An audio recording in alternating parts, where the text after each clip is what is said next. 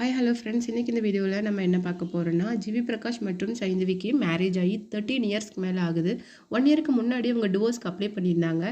Finally அவங்க divorce case முடிஞ்சு அவங்களுக்கு டிவோர்ஸ்க்கு கோர்ட் கிராண்ட் பண்ணி கொடுத்துருக்குறாங்க. அவங்க பொண்ணு அன்விக்கு 4 இயர்ஸ் ஆகுது. அவங்க சைந்தவி கூடயே இருக்கலாம் அப்படின்னு சொல்லிட்டு கோர்ட் சொல்லியிருக்காங்க. அதில் எனக்கு எந்த விதமான பிரச்சனையும் இல்லை சொல்லிட்டு அதுக்கு ஜிவி பிரகாஷ் சொல்லியிருக்காரு. அவரை சாட்டர்டே சண்டேல நீங்கள் குழந்தைய பார்த்துக்கலாம் அப்படின்னு சொன்னதுக்கு ஜிவி பிரகாஷ் எந்த விதமான மறுப்பும் தெரிவிக்காமல் ஒத்துக்கிட்டு இருந்திருக்காரு. ஃபைனலாக அவங்களுக்கு கோர்ட் டிவோர்ஸை கொடுத்துட்டாங்க.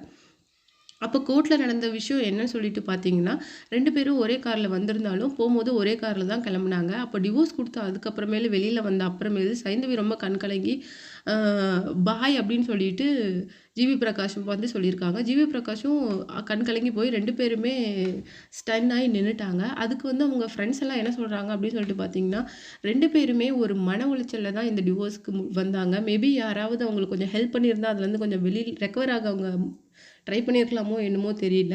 இது ரொம்ப யோசிக்காமல் எடுத்த முடிவோ அப்படின்னு சொல்லிட்டு எங்களுக்கு ஃபீல் ஆகுது அப்படின்னு சொல்லிட்டு ஜிவி பிரகாஷோட ஃப்ரெண்ட் சர்க்கிளில் சொல்கிறாங்க. அது மட்டும் இல்லாமல் அவன் ரொம்ப கோவக்காரன் தான். பட் பொண்ணு அன்வி பிறந்ததுக்கப்புறம் அவன் அப்படியே டோட்டலாக சேஞ்ச் ஆகிட்டான். ரொம்ப சட்டுன்னு கோவம் வரும். பக்கத்தில் இருக்கிறவங்களையும் சேர்த்து மியூசிக் அப்புறமேலு மூவிஸ் 2யுமே அவன் சேர்ந்து ரொம்ப சூப்பராக ஹேண்டில் பண்ணிட்டு இருந்தான். பட் ஃபேமிலியை விட்டுட்டானோ அப்படின்னு சொல்லிட்டு தோணுது. கோர்ட்டில் 2 பேரும் பிரிஞ்சு வரும்போது உண்மையிலே சைந்தவி ரொம்ப கலங்கிட்டே வந்தாங்க. மீடியா முன்னாடி அதை காட்டக்கூடாதுன்னு சொல்லிட்டு ரொம்ப கண்ட்ரோல் பண்ணாங்க.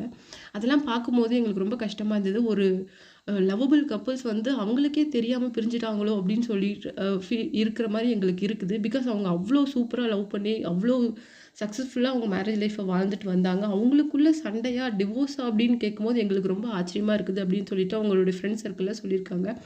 அது மட்டும் இல்லாமல் குழந்தை அன்வியை பார்க்காம ஜிவி ஒரு நாள் இருக்க மாட்டான். ஜிவிக்கு அவன் குழந்தை எப்படி இருக்கணும் அப்படின்னு சொல்லிட்டு அவனுக்கு ஒரு கற்பனையே இருக்குது.